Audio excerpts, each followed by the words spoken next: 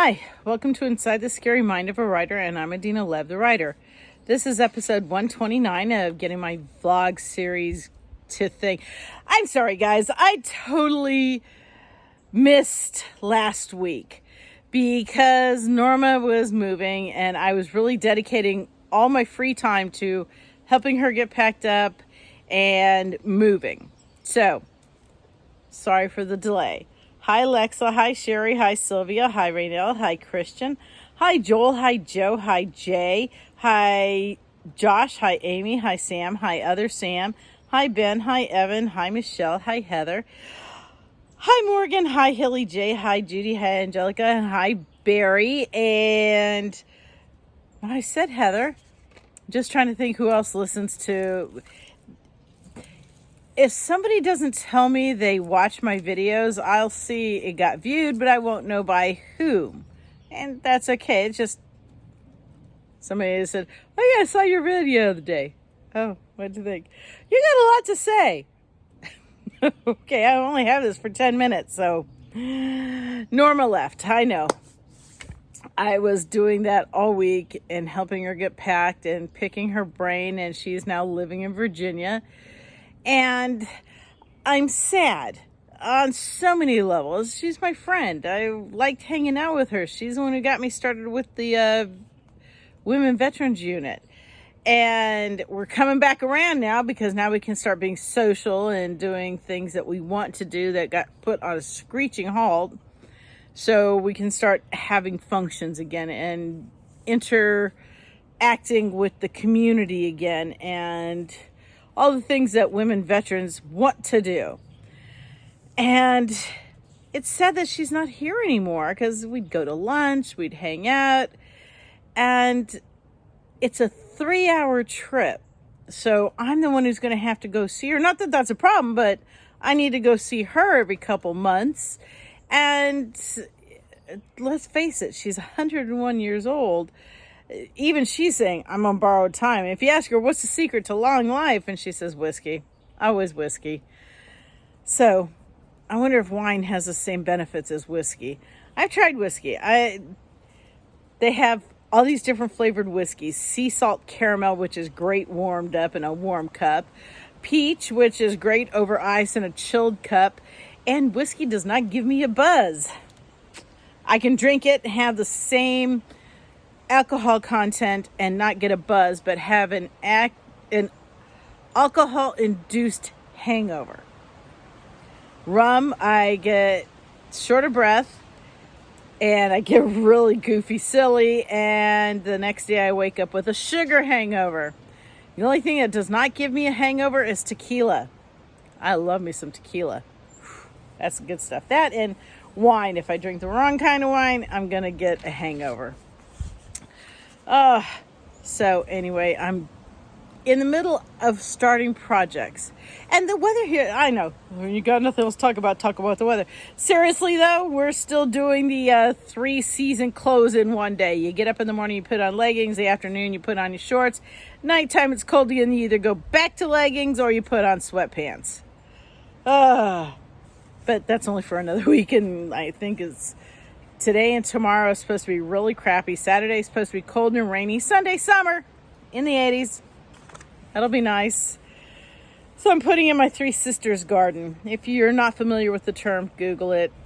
Put in the corn, you put in the beans, and then you put in the squash. The squash I think I'm going to use as pumpkins. See how big of pumpkins I can get this year.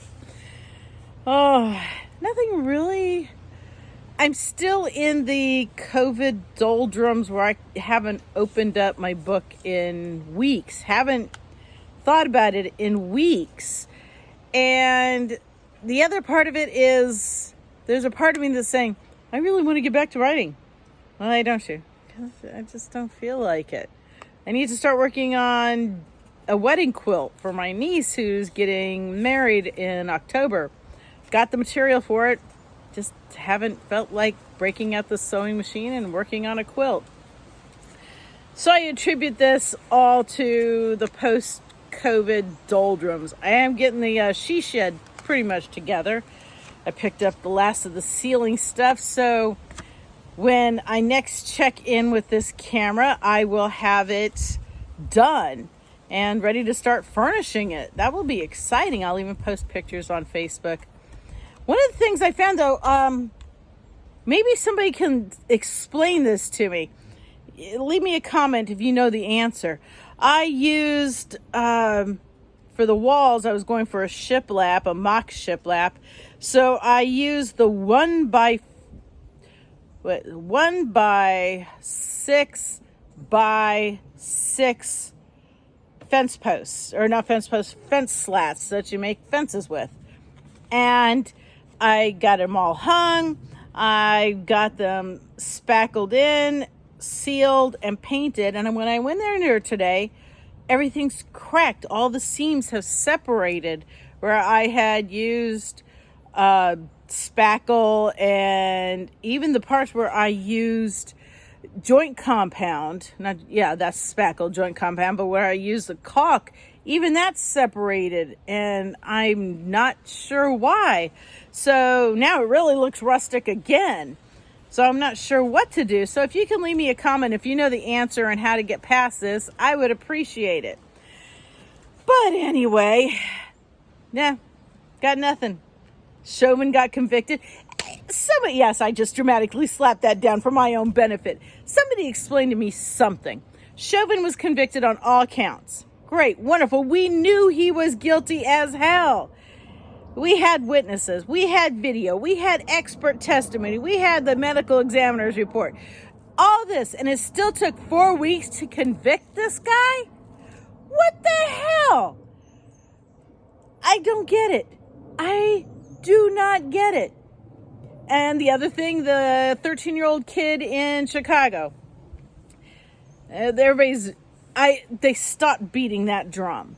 Because this 13-year-old kid had a gun, was running from the cops, and dropped the gun just as the cops said, "Stop, we're going to shoot." And then he dropped the gun and turned around. The bullet was already flying by the time he dropped the gun. He has a 13-year-old gangbanger armed with a gun. Yes, it's tragic that his life was cut short. He was 13 years old. But one of the things you learn is live by the sword, die by the sword. It is terrible that his life is over. It is terrible for the cop who shot him. But this kid had a gun, a real gun, not a play air rifle and not some laser tag gun. No, he had a real freaking weapon. And he was a gangbanger. Does that give the police a right to shoot? No. I truly believe that the police need to rethink how they respond. A gun should be only for the supervisor. That's what they do in Great Britain. They lock the gun up in the car. And the only time you're going to do an armed response is when somebody has a gun and they're pointing at you. Oh, wait, a 13-year-old kid who had a gun, who was involved in a shooting, maybe the cop wasn't totally wrong. But, hey, that's what happens, right? I live in backwoods of suburbia. Not even suburbia, I live in the backwoods.